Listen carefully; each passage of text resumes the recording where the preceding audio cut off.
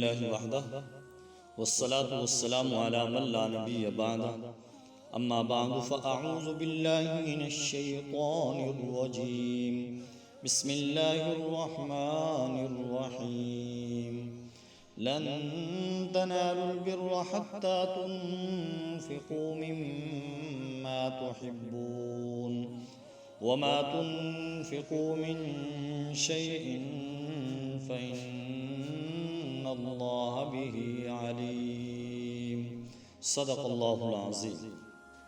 آج ہم اپنے درس کے اندر چوتھے پارے کا خلاصہ بیان کریں گے۔ چوتھے پارے کے جو مضامین ہیں ان کا ذکر کریں گے۔ سورہ آل عمران میں جن مضامین کو خاص اہمیت کے ساتھ بیان کیا گیا ہے ان میں انفاق فی سبیل اللہ کا مضمون بھی۔ چوتھے پارے کے آغاز میں اس مضمون کی مناسبت سے ایک اہم ہدایت دی گئی، وہ یہ کہ نیکی کا کمال درجہ اس وقت تک حاصل نہیں ہو سکتا جب تک کہ اللہ تبارک و تعالیٰ کے راستے میں اپنی پسندیدہ چیزوں کو نہ لگایا جائے۔ مطلوب تک پہنچنے کے لیے محبوب کی قربانی اور ایثار ضروری ہے۔ اس کے علاوہ جو اہم مضامین چوتھے پارے میں بیان ہوئے وہ یہ ہیں۔ نمبر 1، جب تحویل قبلہ کا حکم نازل ہونے کے بعد نبی کریم صلی اللہ علیہ وسلم نے بیت المقدس کی بجائے کعبہ کو اپنا قبلہ قرار دیا تو اس پر اہل کتاب نے بڑا شور و غوغا کیا، کہنے لگے بیت المقدس کعبہ سے افضل ہے اور اسے زمین پر اللہ تبارک و تعالیٰ کا پہلا گھر ہونے کا شرف حاصل ہے۔ اللہ تبارک و تعالیٰ نے ان کی تردید کرتے ہوئے بیت الحرام کی 3 خصوصیات بیان فرمائے۔ نمبر 1، اس روئے زمین پر کعبۃ اللہ سب سے پہلی عبادت گاہ ہے۔ نمبر 2، اس میں ایسی واضح نشانیاں پائی جاتی ہیں جو اس کے شرف اور فضیلت پر دلالت کرتی ہیں۔ نمبر 3، جن میں فضیلت پر دلالت کرتی ہیں وہ یہ ہیں جن میں مقام ابراہیم، زمزم اور حتیم شامل ہیں۔ نمبر 3، جو شخص حرم میں داخل ہو جائے اسے امن حاصل ہو جاتا ہے۔ بعض اللہ والوں کا قول ہے کہ پورے عالم میں کعبۃ اللہ سے زیادہ شرف والی کوئی عمارت نہیں۔ اس کی تعمیر کا حکم رب جلیل نے دیا، اس کا نقشہ جبرائیل امین نے بنایا، اس کے معمار حضرت خلیل اللہ علیہ السلام تھے اور معاون اور مزدور کے طور پر حضرت اسماعیل ذبیح اللہ نے کام کیا۔ دنیا بھر میں یہی وہ عبادت گاہ ہے جس کی زیارت کے لیے سفر کرنے کا مسلمانوں کو حکم دیا گیا ہے۔ جو شخص سفر وغیرہ کے اخراجات برداشت کر سکتا ہو اور حج کے وجوب کی دوسری شرائط بھی اس میں پائی جائیں تو اس پر فوراً حج کرنا فرض ہو جاتا ہے۔ بغیر عذر کے تاخیر کرنے سے وہ آدمی گنہگار ہوگا۔ کعبۃ اللہ سے پہلے دنیا میں کوئی عبادت گاہ نہیں تھی، یہ سب سے پہلی عبادت گاہ ہے۔ صحیحین میں حضرت ابو ذر غفاری رضی اللہ تعالیٰ عنہ سے روایت ہے، میں نے عرض کیا یا رسول اللہ صلی اللہ علیہ وسلم، زمین پر سب سے پہلی مسجد کون سی تعمیر کی؟ آقا علیہ السلام نے فرمایا مسجد حرام۔ دوسرا حکم، مسلمانوں کو حکم دیا گیا کہ وہ اللہ تعالیٰ سے ڈرتے رہیں جیسے اس سے ڈرنے کا حق ہے۔ اللہ کی رسی کو مضبوطی سے تھامے رکھیں اور گروہ در گروہ تقسیم نہ ہو جائیں۔ حضرت عبداللہ بن مسعود رضی اللہ تعالیٰ عنہ فرماتے ہیں کہ حق تقوی، ڈرنے کا حق یہ ہے کہ اللہ تعالیٰ کی اطاعت کی جائے، اس کی نافرمانی نہ کی جائے، اسے یاد رکھا جائے، اسے بلایا نہ جائے، اس کا شکریہ ادا کیا جائے اور کفران نعمت نہ کی جائے۔ امت مسلمہ تمام امتوں سے افضل اور بہترین امت ہے اور اس کے افضل ہونے کی 3 وجوہات بیان کی گئی یہاں پہ چوتھے پارے کے اندر۔ نمبر 1، ایمان لانا۔ دوسری امتوں کے برعکس یہ ان تمام چیزوں پر ایمان رکھتی ہے جن پر ایمان رکھنے کا اللہ تبارک و تعالیٰ نے حکم دیا ہے۔ نمبر 2 امر بالمعروف، نمبر 3 نہی عن المنکر۔ یہ امت امر بالمعروف نہی عن المنکر کا فریضہ سر انجام دیتی ہے۔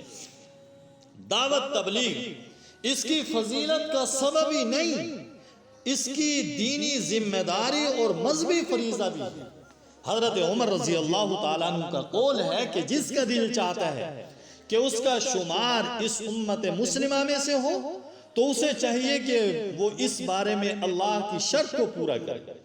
آپ کا اشارہ اسی آیت کریمہ کی طرف ہے جس میں ملت اسلامیہ کی مذکورہ بالا 3 صفات بیان کی گئی ہیں، اور جب تک امت میں یہ 3 خصوصیات موجود رہیں گی وہ فضیلت اور اللہ تعالیٰ کی خصوصی عنایت کی حقدار رہے گی۔ اور اگر خدا نخواستہ امت کا کوئی گروہ یا فرد ان 3 اوصاف سے محروم ہو گیا تو وہ فضیلت کا حقدار نہیں رہے گا۔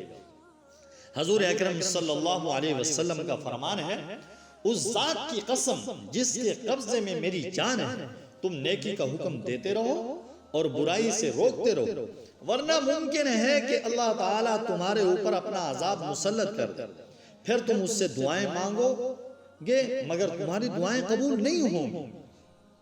اور چوتھا فرمایا منافقین اور کافروں سے قلبی دوستی لگانے سے منع کیا گیا، اور اس کے 4 اسباب بتائے گئے یہاں پہ۔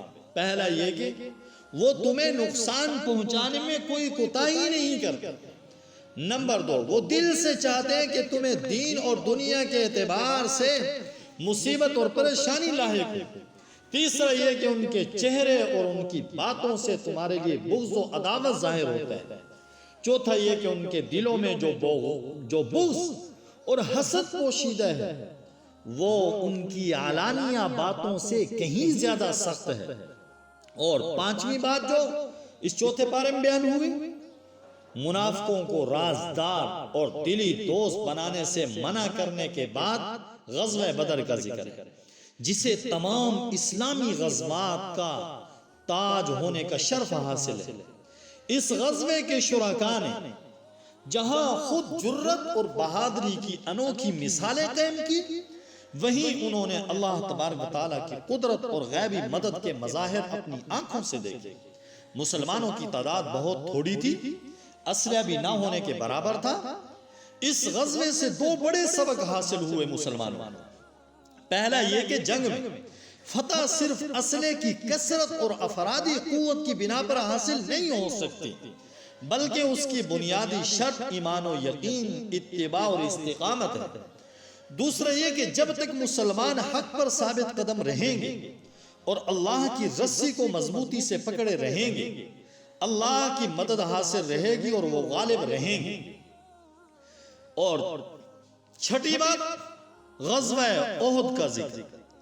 غزوہ بدر کا ذکر سورہ آل عمران میں محض حوالے کے طور پہ آیا، ورنہ اصل میں یہاں غزوہ احد کا ذکر کرنا مقصود ہے، جو کہ 55 آیات میں مکمل ہوا۔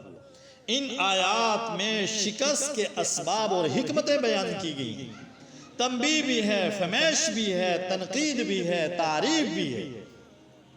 جیسا کہ تاریخ اسلام سے معمولی شد بدھ رکھنے والا ہر شخص جانتا ہے کہ غزوہ بدر میں قریش ذلت امیز شکست سے دوچار ہوئے تھے۔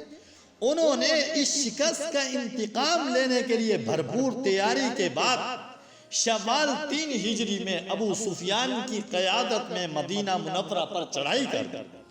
قریش کا لشکر 3000 جنگجوؤں پہ مشتمل تھا، 200 گھڑ سوار تھے، 700 زرہ پوش تھے، 3000 اونٹ تھے، 500 عورتیں بھی ساتھ تھیں۔ قریش کے 3000 کے لشکر کے مقابلے میں مسلمانوں کی تعداد صرف 700 تھی۔ حضور اکرم صلی اللہ علیہ وسلم نے حضرت عبداللہ بن جبیر رضی اللہ تعالیٰ عنہ کی قیادت میں 50 تیر اندازوں کا ایک دستہ اپنے عقب کی پہاڑی پہ متعین فرما دیا۔ اس پہاڑی کو جبل الرومات کے نام سے یاد کیا جاتا ہے۔ آقا نے اس دستے کو تاکید فرما دی کہ فتح ہو یا شکست کسی بھی صورت میں یہاں سے نہیں ہٹ، یہاں تک کہ اگر تم دیکھ لو پرندے ہماری لاشیں نوچ رہے ہیں تو بھی یہاں سے نہ ہٹنا۔ سپہ سالار اعظم نے اسلامی مجاہدین کو میدان میں اس طرح پھیلا دیا تھا کہ قریشی لشکر دو بدو مقابلہ کرنے پہ مجبور ہو گئے، اور اس کے لیے اپنے سواروں کو استعمال کرنا ممکن نہ رہا۔ انفرادی مقابلوں میں قریش کے 8 علم بردار قتل ہو گئے، جس سے قریشی لشکر کی ہمتیں پست ہو گئی۔ حضرت علی، حضرت حمزہ، حضرت ابو دجانہ رضی اللہ تعالیٰ عنہ جیسے اسلامی شیروں کے حملے اس قدر شدید تھے کہ مشرکوں کے قدم اکھڑ گئے اور وہ میدان چھوڑ کر بھاگ کھڑے ہوئے۔ قریشی لشکر کی شکست دیکھ کر جبل رومات کے تیر اندازوں نے بھی اپنی جگہ چھوڑ دی اور 10 مجاہدین کے سوا سب مال غنیمت جمع کرنے میں مصروف ہو گئے۔ خالد بن ولید رضی اللہ تعالیٰ عنہ جو کہ اب تک عقب سے حملہ کرنے میں ناکام رہے تھے، انہیں سنہری موقع ہاتھ آ گیا اور انہوں نے جبل رومات پر موجود چند تیر اندازوں کو روندتے ہوئے زوردار حملہ کر دیا۔ اسلامی فوج اس شدید حملے سے غافل تھی۔ ادھر جب بھاگتے ہوئے قریشی پیادے کے سپاہیوں کو اس حملے کی خبر ملی، وہ بھی پلٹ پڑے۔ جب اسلامی لشکر دو طرفہ حملے کا شکار ہو گیا، یوں بظاہر ایک چھوٹی سی غلطی کی وجہ سے مسلمانوں کی فتح شکست میں تبدیل ہو گئی۔ اس لڑائی میں 22 مشرک قتل ہوئے، جبکہ دوسری طرف 70 صحابہ شہید ہوئے۔ سید الشہداء حضرت حمزہ رضی اللہ عنہ بھی ان میں شامل تھے۔ قریشی لشکر اس پوزیشن میں تھا کہ اگر اللہ اس کے دلوں کو پھیر نہ دیتے تو وہ اسلامی لشکر کا مکمل خاتمہ کر سکتا تھا، لیکن موقع ملنے کے باوجود ادھوری فتح پر ہی اکتفا کرتے ہوئے مکہ لوٹتا ہوا نظر آیا۔ منافقوں نے اپنی فطرت کے مطابق وسوسہ اندازی شروع کی کہ اگر مسلمان حق پر ہوتے انہیں ہرگز شکست نہ ہوتی۔ اس لیے 55 آیتوں میں غزوہ احد پر تبصرہ کرنے کے بعد 25 آیتوں میں اللہ تبارک و تعالیٰ نے اس چوتھے پارے میں منافقوں کا تذکرہ کیا، جو فتنہ فساد کا کوئی موقع ہاتھ سے نہیں جانے دیتے تھے۔ احد کے شہداء کی تدفین سے فارغ ہونے کے بعد ہمارے آقا علیہ السلام کو اطلاع ملی کہ ابو سفیان کو روحہ کے مقام پر پہنچ کر اپنی اس غلطی کا احساس ہوا ہے کہ میں جنگ کے اہداف پوری طرح حاصل کیے بغیر لوٹ آیا ہوں، اور اپنے ساتھیوں کی ملامت کی وجہ سے وہ دوبارہ مدینہ منورہ پر حملہ آور ہونے کا ارادہ کر رہا ہے۔ آقا علیہ السلام اس کے ارادے کی خبر سن کر خود ہی قریشی لشکر کے تعاقب میں چل پڑے، ساتھ ہی یہ شرط بھی لگا دی کہ تعاقب میں صرف انہی مجاہدین کو اجازت ہے جو کل کی جنگ میں شریک تھے۔ آپ اندازہ کیجئے صحابہ اکرام رضوان اللہ تعالی علیہ مجمعین کے ایمان و یقین اور عزم و وفا کا کہ ابھی 70 شہداء کو دفن کر کے فارغ ہوئے ہی ہیں، زخموں اور تھکاوٹ سے نڈھال ہیں، لیکن انہوں نے اپنے محبوب آقا کی دعوت پر لبیک کہا اور انتہائی سرعت سے سفر کرتے ہوئے مدینہ سے 8 میل دور حمراء الاسد کے مقام تک جا پہنچے۔ اللہ تعالیٰ نے مشرکوں کے دل میں رعب ڈال دیا اور وہ تیزی سے مکہ کی جانب کوچ کر گئے۔ اس نام کی مناسبت سے اسے غزوہ حمراء الاسد کے نام سے یاد کیا جاتا ہے۔ اس غزوے کا تذکرہ کرتے ہوئے اس چوتھے پارے میں اللہ تبارک و تعالیٰ فرماتے ہیں، جن لوگوں نے جنگ میں زخمی ہونے کے باوجود اللہ اور اس کے رسول صلی اللہ علیہ وسلم کے حکم پر لبیک کہا، ان میں سے جو نیک اور پرہیزگار ہیں ان کے لیے اجر عظیم ہے۔ سورہ آل عمران کے آخری رکوع میں اللہ تبارک و تعالیٰ نے ان اہل ایمان کا ذکر کیا ہے جو ہر حال میں اللہ تعالیٰ کو یاد کرتے ہیں، زمین و آسمان کی تخلیق کے بارے میں غور و فکر کرتے ہیں اور اپنے پروردگار سے دعائیں کرتے ہیں۔ سورت کے اختتام پر فلاح اور کامیابی کے 4 اصول بیان ہوئے۔ نمبر 1 صبر، دین پر جمے رہنا، مشکلات اور مصائب کی وجہ سے دل چھوٹا نہ کرنا۔ نمبر 2 مصابرہ، دشمن کے مقابلے میں دشمن سے زیادہ استقامت اور شجاعت کا مظاہرہ کرنا۔ نمبر 3 مرابطہ، دشمنان دین سے مقابلے کے لیے اپنے آپ کو تیار رکھنا۔ نمبر 4 تقوی، ہر حال میں اور ہر جگہ اللہ تعالیٰ سے ڈرتے رہنا۔ اس کے بعد سورہ نساء ہے۔ سورہ نساء کا تقریباً 1 پاؤ چوتھے پارے میں آیا ہے۔ سورہ نساء بھی مدنی سورت ہے۔ اس میں 176 آیات اور 24 رکوع۔ اسے سورہ نساء کبریٰ، بڑی سورہ نساء بھی کہا جاتا ہے۔ اس کے مقابلے میں 28ویں پارے کی سورہ طلاق کو سورہ نساء قصریٰ، چھوٹی سورہ نساء کہا جاتا ہے۔ وجہ یہ ہے چونکہ اس سورت میں ایسے احکام کثرت سے بیان ہوئے ہیں جو کہ خواتین، عورتوں سے تعلق رکھتے ہیں، اس لیے اسے سورہ نساء کا نام دیا گیا۔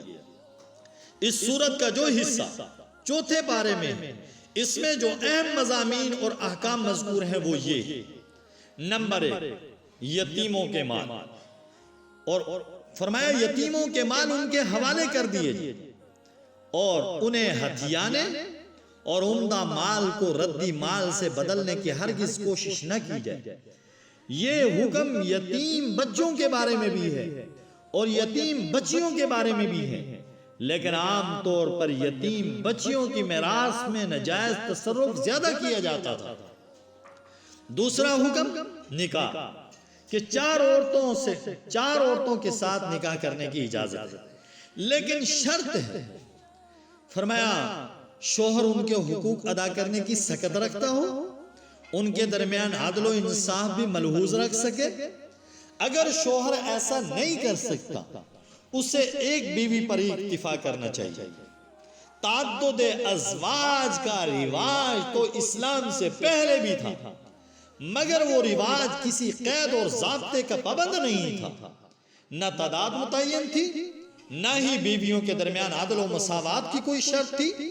ایک شخص 10 بلکہ اس سے بھی زیادہ عورتوں سے نکاح کر سکتا تھا۔ پھر ان میں سے جس کے حقوق چاہتا ادا کرتا اور جسے چاہتا معلق رکھتا، اسے نہ تو طلاق دی جاتی، نہ ہی اس کے ازدواجی اور معاشی حقوق ادا کیے جاتے۔ اسے آپ زندہ شوہر والی بیوہ کہہ سکتے ہیں۔ اسلام نے تعداد بھی متعین کر دی اور حقوق کی ادائیگی کو بھی فرض کر دیا۔ یورپ کی لانتی تہذیب جو پوری دنیا کو اپنے رنگ میں رنگنا چاہتی ہے، وہ قانونی اعتبار سے تو ایک سے زیادہ عورتوں سے تعلق رکھنے کو جائز قرار نہیں دیتی، البتہ غیر قانونی طور پہ جتنی بھی عورتوں سے تعلق قائم کر لیا جائے اس پر کوئی قدغن نہیں لگاتا۔ اس افسوسناک حقیقت کا اعتراف کیسے کیا جائے کہ بہت سے نام نہاد مسلمان بھی ذہنی اور عملی طور پر اسی لانتی تہذیب کے ہم نوا دکھائی دیتے ہیں، ہم نوا بنے ہوئے ہیں۔ تیسرا حکم عورت کو میراث کا۔ اسلام کا سورج طلوع ہونے سے پہلے عورت کو میراث میں سے کچھ بھی نہیں دیا جاتا تھا۔ عرب کا مقولہ تھا، ہم اسے کیسے مال دیں جو نہ گھوڑے پہ سوار ہو سکے، نہ تلوار اٹھا سکے، نہ ہی دشمن کا مقابلہ کر سکے۔ اپنے اس جاہلی اصول کی بنیاد پر بچوں اور عورتوں کو میراث سے محروم رکھا جاتا تھا۔ اسلام نے اس ظلم کا خاتمہ کیا، بچوں اور عورتوں کو بھی میراث کا حقدار قرار دیا۔ عورت کو حصہ دینا اس پر کسی کا احسان نہیں ہے، بلکہ اس کا حق اور اس کا فریضہ ہے جو اسے دیا جاتا ہے۔ اس کے بعد محرمات کا ذکر ہے، عورتوں کے ساتھ حسن سلوک اور میراث میں ان کا حصہ بیان کرنے کے بعد ان خواتین اور عورتوں کا تذکرہ ہے جن کے ساتھ قرابت، نسب، مصاہرت یعنی سسرالی رشتہ یا رضاعت کی وجہ سے نکاح کرنا حرام ہے۔ یہ چوتھے پارے کا خلاصہ تھا۔ چوتھے پارے کے جو مضامین تھے وہ مکمل بیان ہو گئے۔ دعا ہے اللہ رب العزت سے کہ اللہ ہم سب کو صحیح معنی میں قرآن کریم کا خادم بنائے، قرآن کریم کا محب بنائے، قرآن کریم کو اپنا اوڑھنا بچھونا بنانے کی توفیق نصیب فرمائے، اور قرآن کریم سے اللہ رب العزت ہم سب کو اپنا تعلق مضبوط کرنے کی توفیق نصیب فرمائے اور اس کے حقوق ادا کرنے والا بنائے۔ وآخر دعوانا ان الحمدللہ رب العالمین۔